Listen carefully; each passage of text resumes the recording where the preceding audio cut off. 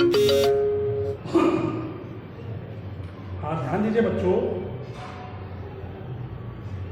पिछले टर्म में मैंने आपको एडजेक्टिव क्लॉज का प्रयोग करके सिंपल वाक्यों को एक कॉम्प्लेक्स वाक्य में जोड़ना बताया था। उसके भिन्न भिन्न प्रकार के मैंने अलग अलग डिफरेंट टाइप्स ऑफ एग्जाम्पल्स बताए थे, आपकी समझ में भी आए होंगे। और उसके बाद मैंने एक्सरसाइज बताई थी कि एक्सरसाइज आपको करनी है एक्सपीरियंस से, और वो आपने की होगी, नहीं की होगी तो कर लेना, बहुत इंपॉर्टेंट है। अच्छा, इसके बाद देखिएगा, आज हम आपको एडवर्ब क्लास का प्रयोग करके सिंपल वाक्यों को एक कॉम्प्लेक्स वाक्य में जोड़ना होता है। तो यूज ऑफ एडवर्ब क्लास, तो सबसे पहले देखिएगा, इसके अंतर्गत एडवर्ब क्लास के अंतर्गत because, although, though, if, unless, till, until, so that, so that that, as soon as, no sooner, just as dash as, so dash as, lest, after, before, when, then, while, whatever, whenever, wherever आदि conjunctions का प्रयोग करते हैं। और कुछ main ये है। तो इसके अंतर्गत because, also, though, if, unless, till, until, so that that, as soon as, no sooner that, just as, so as, lest, after, before, when, then, while, whatever, whenever, where, ये कंजंक्शन है, इनका प्रयोग करते हैं। बिकॉज का मतलब क्योंकि, also का मतलब ऐसे, और दो का मतलब यद्यपि, इफ मीन्स यदि, अनलेस मीन्स यदि नहीं, टिल का मतलब तक, अनटिल का मतलब तक नहीं, सो दैट आपको एग्जांपल से क्लियर होगा। एज का मतलब जो भी है, एज सून का मतलब ज्यों ही, डैश ज्यों ही, नो सूनर देन का मतलब ज्यों ही, डैश ज्यों ही, जस्ट एज का मतलब जैसे ही, वैसे ही, एज और सो एज ये कंपैरेटिवली है, कंपेरिजन यूज होते हैं, एग्जांपल से क्लियर होगा। इसके बाद नेक्स्ट का मतलब कहीं ऐसा ना हो, आफ्टर, बाद, बिफोर, पहले, व्हेन, कब, जब, देन की अपेक्षा, व्हाइल जब की, व्हाटएवर मतलब जो कुछ भी, वेयरएवर मतलब जहाँ कहीं भी, व्हेनेवर मतलब। अब हम इनके एग्जांपल दे रहे हैं और हर कन्वेंशन के एक दो एग्जांपल हम आपको देंगे। बहुत अच्छे रूप में बचना, बहुत इंपॉर्टेंट। देख रहे हैं कितने सारे कंजंक्शन है, बहुत इंपॉर्टेंट है किस कंजंक्शन का कहाँ और कैसे यूज होता है आपको जानना है। तो जैसे पहला एग्जांपल है, पहला एग्जांपल है कि my father was seriously ill, मेरे पिताजी गंभीर रूप से बीमार थे। Full stop. He did not go to his office. मेरे पिताजी गंभीर रूप से बीमार थे, वह अपने ऑफिस नहीं गए। मेरे पिताजी गंभीर रूप से बीमार थे, वह अपने ऑफिस नहीं गए। अब ये कनेक्शन दिए हुए हैं और इन कनेक्शन की मदद से इस बात को जोड़ना, तो पहले हिंदी में जोड़ना, मेरे पिताजी अपने ऑफिस नहीं गए क्योंकि वह गंभीर रूप से बीमार थे। विकास का प्रयोग होगा, सीधा सीधा जोड़ दीजिए, तो वाक्य बनेगा, तो my father did not go to his office. ये लग गया बिकॉज ही वाज सीरियसली। मेरे पिताजी अपने ऑफिस नहीं गए क्योंकि वो गंभीर रूप से बीमार थे। देखिए यहाँ पर एज का प्रयोग भी हम कर सकते हैं। एज का प्रयोग क्योंकि के लिए वाक्य शुरू में होता है, विकास का प्रयोग वाक्य बीच में होता है। As my father was seriously ill, he did not go to his office, ऐसे बना सकते हैं। As my father was seriously ill, he did not go to his office. क्योंकि मेरे पिताजी गंभीर रूप से बीमार थे इसलिए अपने ऑफिस नहीं गए। एज के साथ कभी सो नहीं लगता, सो एज तो होता है, एज के बाद फिर सो का प्रयोग नहीं।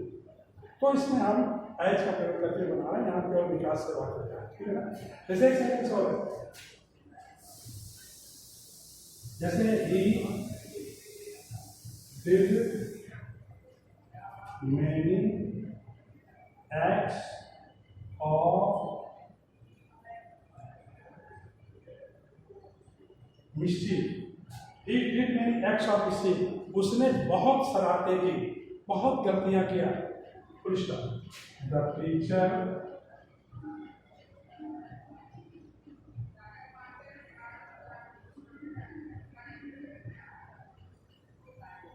punished, अध्यापक ने उसे दंडित किया। उसने बहुत शरारतें की, अध्यापक ने उसे दंडित किया। तो अध्यापक ने उसे दंडित किया क्यों? क्योंकि उसने बहुत शरारतें की। यहाँ भी तो जब आप वाक्य बनाएंगे तो सीधे बनेगा द टीचर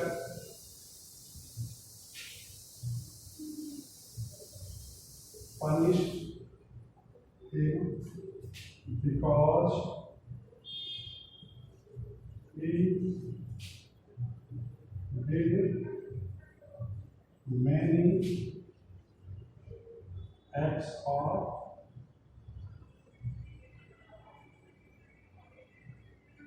mischief। अध्यापक ने उसे दंडित किया क्योंकि उसने बहुत शरारतें की। इस वाक्य को अगर हम एज से बनाना चाहें तो as he did many acts of mischief, the teacher punished him। ऐसे कैसे बनेगा? As he did many acts of mischief, the teacher punished him। as का भी प्रयोग हो सकता है। एक बार फिर से, as का प्रयोग जब क्योंकि के लिए करेंगे तो वाक्य शुरू में करेंगे, विकास का प्रयोग जब क्योंकि के लिए करेंगे तो बीच में करेंगे, दोनों रीजन शो करते हैं, ठीक है ना। अब हम आल्दो का प्रयोग आपको बताने जा रहे हैं, ध्यान दीजिए। अगला जैसे सेंटेंस है,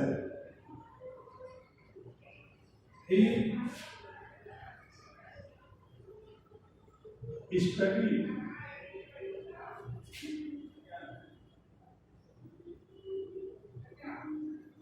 very hard, he studied very hard, उसने बहुत कठिन अध्ययन किया, बहुत कठिन पढ़ाई की। he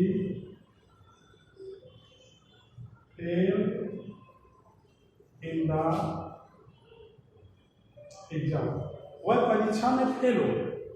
उसने बहुत कठिन पढ़ाई की, वह परीक्षा में फेल हो गया। तो ध्यान दीजिए, जब उसने बहुत कठिन पढ़ाई की तो उसे परीक्षा में पास होना चाहिए, लेकिन हुआ क्या? वो फेल हो गया। अगर इस वाक्य को सिंपल में बनाना होता तो चूंकि दोनों वाक्य एडवर्स है, विरोधाभास में, उसने बहुत कठिन पढ़ाई की, उसे पास होना चाहिए, लेकिन वो हुआ क्या? वो परीक्षा में फेल हो गया, ठीक है ना। तो जब दोनों सेंटेंस एडवर्स होंगे तो अगर सिंपल बनाते तो इन स्पाइट ऑफ का प्रयोग करते, in spite of studying very hard comma he failed in the exam, या in spite of his hard study comma he failed in the exam. In spite of के बाद या तो नाउन का प्रयोग होना चाहिए या जीरन का प्रयोग। लेकिन वही सेंटेंस जो सिंपल में इन स्पाइट ऑफ से बनते हैं, कॉम्प्लेक्स में आल्दो अथवा दो का प्रयोग करके बनाया जा सकता है। दोनों का एक ही मतलब है, अलग अलग नहीं है। कहीं पर आपको आल्दो लिखा मिलेगा, कहीं पर दो लिखा मिलेगा, तो कंफ्यूज हो, ठीक है ना। तो जब इसको बनाएंगे कॉम्प्लेक्स में तो आल्दो या दो भी लिख सकते हैं, आल्दो या दो, ठीक है ना। ही studied very hard, comma, he failed in the, मतलब यद्यपि उसने बहुत कठिन पढ़ाई की, आल्दो या दो, दोनों में से कोई एक, यद्यपि उसने बहुत कठिन पढ़ाई की, बहुत कठिन अध्ययन किया, फिर भी वो परीक्षा में फेल हो गया। एक चीज यहाँ समझ लेना, आल्दो के के साथ कभी भी बट का प्रयोग नहीं होता है कि आप तो स्टडी और बट एग्जाम सेंटेंस में पूछा जाता है करेक्शन में, तो आल्दो अगर लग जाएगा तो फिर बट का प्रयोग नहीं होगा। आल्दो के साथ येट वाइट येट का प्रयोग हो सकता है। अगर इस वाक्य को लिखें Aldous he studied very hard yet he failed in the exam, तो वाक्य सही हो जाएगा। तो आल्दो के साथ कभी बट का प्रयोग नहीं होता, आल्दो के साथ येट का प्रयोग संभव है, हो सकता है। ज़्यादा बेहतर है कि क्या आल्दो का प्रयोग करें तो अगला वाक्य बोलने से पहले कामा का प्रयोग करके वाक्य को जोड़ें, ठीक है ना। हम दे रहे हैं यहाँ पर ऐसे सेंटेंस है, ही ran very fast, he lost the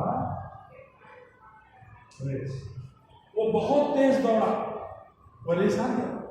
तो जब वो बहुत तेज दौड़ा तो उसे रेस जीतना चाहिए, लेकिन हुआ क्या, वो हार गया। तो अगर ये वाक्य हमें सिंपल में बनाना होता तो in spite of running very fast comma he lost the race कर देते, लेकिन जब कॉम्प्लेक्स बनाएंगे तो आल्दो से बनाएंगे। ऐसे देखिए आल्दो या दो भी लिख सकते हैं यहाँ पर, कामा ही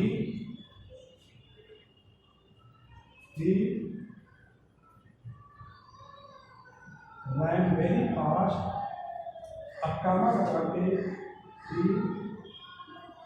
lost the race, यद्यपि वो बहुत तेज दौड़ा फिर भी वो रेस हार गया। आल्दो का प्रयोग करेंगे तो बट का प्रयोग बीच में नहीं होगा, येट का प्रयोग हो सकता है। ज़्यादा बेहतर है कि कामा का प्रयोग करें, ठीक है ना। यही वाक्य अगर सिंपल में होता तो in spite of running very fast comma he lost the race हो जाता। एक सेंटेंस और देखिए इसका, जैसे वाक्य दे दिया जाए he is very poor, he always helps the needy, वह हमेशा गरीबों की मदद, वह बहुत गरीब है, वह बहुत गरीब है, वो हमेशा गरीबों की मदद करता है, वो हमेशा आवश्यकमंद लोगों की मदद करता है। तो जब वो खुद बहुत गरीब है तो उसे दूसरों की मदद कैसे करेगा जब है ही नहीं उसके पास, लेकिन फिर भी वह आवश्यकमंद लोगों की मदद करता है। विरोधाभास है। तो अगर सिंपल बनाते तो in spite of being poor या in spite of the poverty का he always helps the needy, लेकिन कॉम्प्लेक्स में जब इसको बनाएंगे तो आल्दो या ब्रैकेट में दो he is very poor और कामा लगा के he always helps money, यद्यपि वह बहुत गरीब है फिर भी वह आवश्यकमंद लोगों की मदद करता है, ठीक है ना। कल हम आल्दो का एक दो एग्जाम्पल और बताएंगे आपको, बहुत इंपॉर्टेंट और अहम रूल है आल्दो से रिलेटेड। आज मैंने एग्जाम्पल बताए, ये कंजंक्शन पूरे बताए, रूल्स बताए, तो पूरे कंजंक्शन आप समझेंगे, इनकी मीनिंग समझेंगे और एक एक एग्जाम्पल आप समझते हुए चल करके फेयर कॉपी में नोट करेंगे। और अभी एक्सरसाइज तो करेंगे नहीं, एग्जाम्पल करा रहे हैं, जब पूरा नियम खत्म हो जाएगा उसके बाद एक्सरसाइज करेंगे, ठीक है ना। लेकिन एक एक वाक्य पूरा नियम नोट करेंगे, एक एक वाक्य समझ करके और अपनी फेयर कॉपी कहीं कोई चीज़ नहीं समझ में आएगी तो आप हमसे पूछें, ठीक है। ओके।